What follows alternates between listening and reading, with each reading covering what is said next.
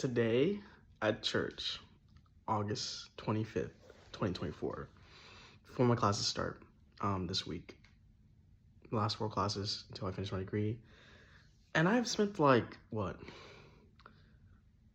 pretty much 2017, took a break in 2019, came back in 2023 after the whole, because of COVID and everything. But even still, I did other things. So I changed my major 6-7 times. In total from now and then. But before, I remember just trying to find what do I want to do, what I was going through life. A lot of times I remember some of the classes or some people that just had different visions and mindset and goals than I did. So I would either drop them because it just didn't feel right. And if they're going to be like that, then it's just what can I say? It's a community college. But some classes I did like, and that's what I realized too, is you'll get classes you won't like and you do like. The work might be different, and you might experience things that you normally wouldn't if you were, not caring. But if you did care and you tried your best and you wanted to see how they thought or whatever. But yeah, I don't know. All I can say is some teachers liked me, some teachers was just not really great, and it's just interesting how they grade things and stuff. So yeah. What I'm trying to explain is that my life has never been neutral. I notice either you like me or you don't like me. And I would say 90% people did like me. 10% are those people that were just, I guess, negative mindset. When I was going through my stuff, right, with the whole year and everything, I had to not give up on myself. So when they told me to be myself, or my brother, by the way, I had to go through things so much that you guys don't understand. I'm talking own family did not believe me, own family betrayal, own family cuts. I had to fight for who I was. Literally, not fighting, but not giving up on what I say and what I am. Because people just kept believing the one guy who was good at just lying his teeth out, bro. When you lie a lot, you're a good liar. So there's a difference between actual truth and lying. You can tell by how they talk, how they look you in the eye, and things like that. I met some people on games who would be straight up oh yeah, I was former military. Oh yeah, one time I was driving 100 miles per hour. This guy gave me a ticket, and then I was in the freaking Corps or whatever army, right? And they just gave him because he made him laugh so much that he didn't even write him up. He just got away. However, he had accidents before too. He actually had accidents and stuff and other things. So why? Because he probably drove fast or whatever happened, car stuff happens. So yeah, if you don't check on yourself, you don't check on your car, you don't, take care of it, it will do that. It's just normal, right?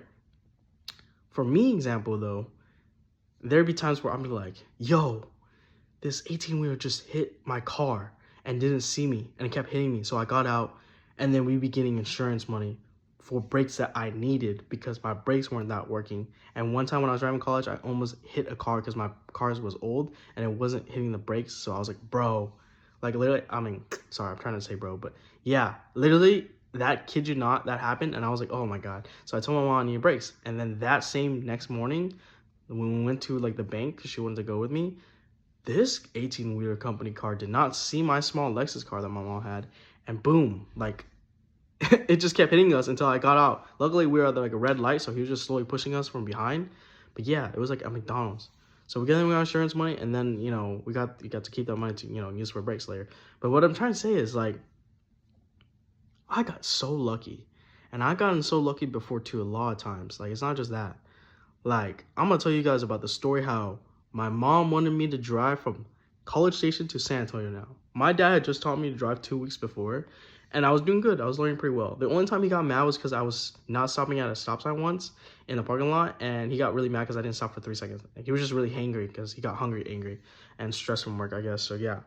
Otherwise, I parallel parked good. The neighbors watched me parallel park, the black neighbors in the apartment and that he owns, right? He was teaching me in the front. And I used trash cans to parallel park. So yeah, I felt confident, happy after training with him.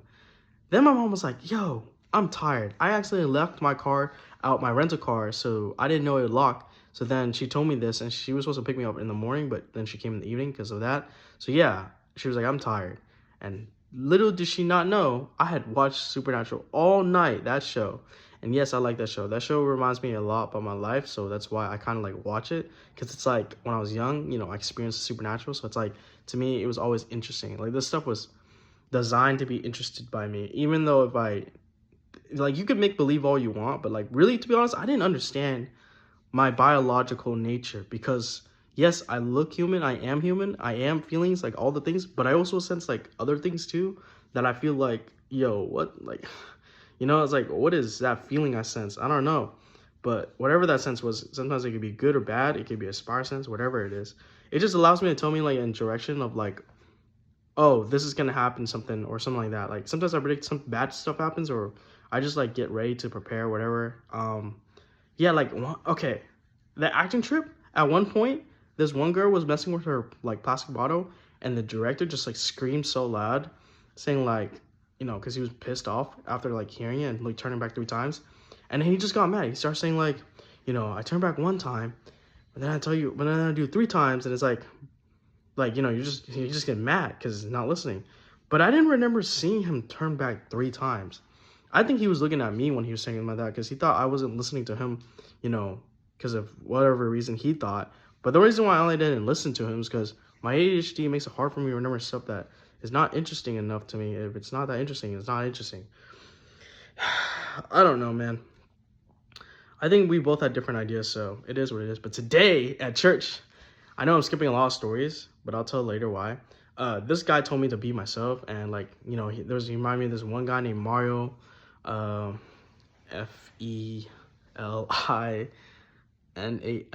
I don't know if I spelled it. I'll double check that later. I'm not good with names, okay? I'm good with faces, but not names. But anyways, yeah, names and numbers, I'm not that great. But yeah, so basically, he tells me how this actor didn't want to follow what the director said, and then he did good.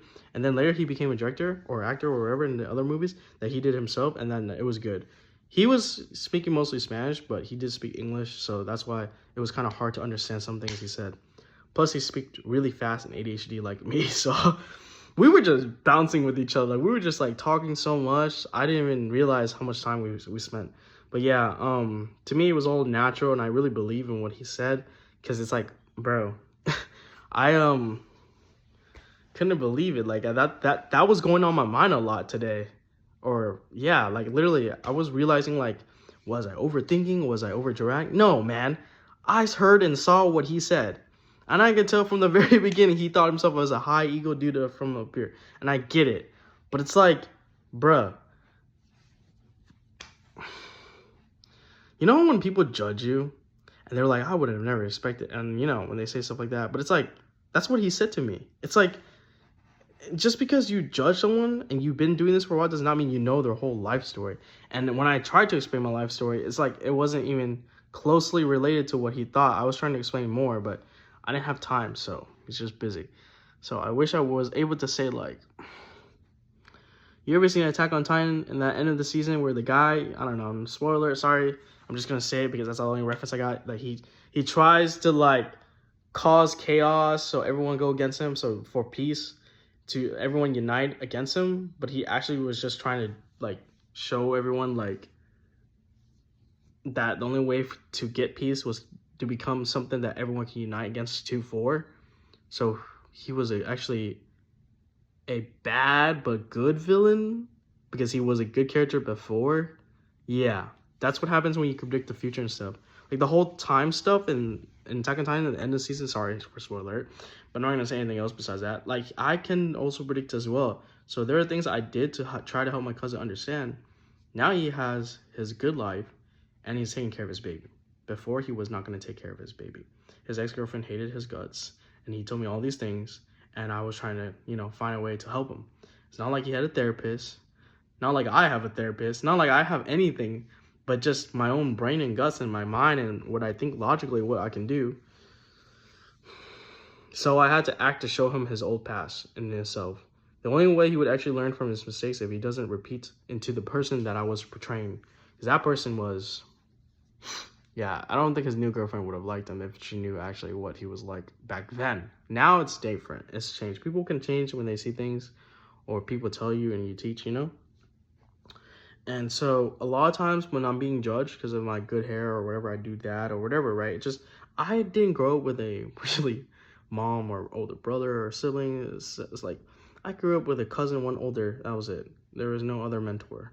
My grandmother died early. My grandfather died before I was born, and then my dad left my mom at 8. So yeah, can you blame me for like doing my own hair and stuff and learning this on my own, being called, you know, this and this and that in elementary, and then just like trying to change. You know, I was bald when I was younger, and then I was also, yeah, like I didn't have great hair, and I didn't think I was good looking at all. But then eventually I made my own haircut style choices and other stuff to do to look better skin, like lotion on my face.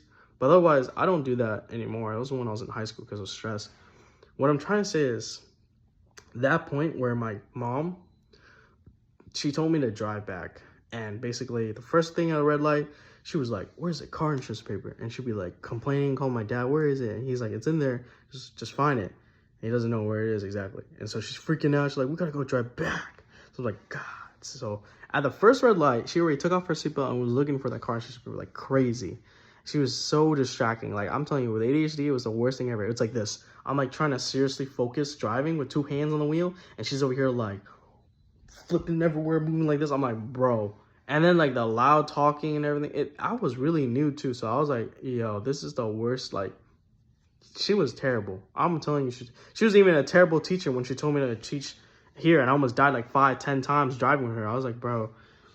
I had heart attacks. I had literally almost wanted to get out of the car mid traffic because she just screamed and stuff. She was also on meds or something for like something.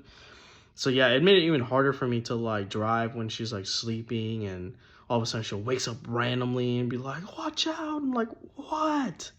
She thinks there's like one road, but it's actually 2 roads because of the dirty, dark road. Like she's just, yeah, man. Driving to get to the what is it, chiropractor for after the insurance and stuff.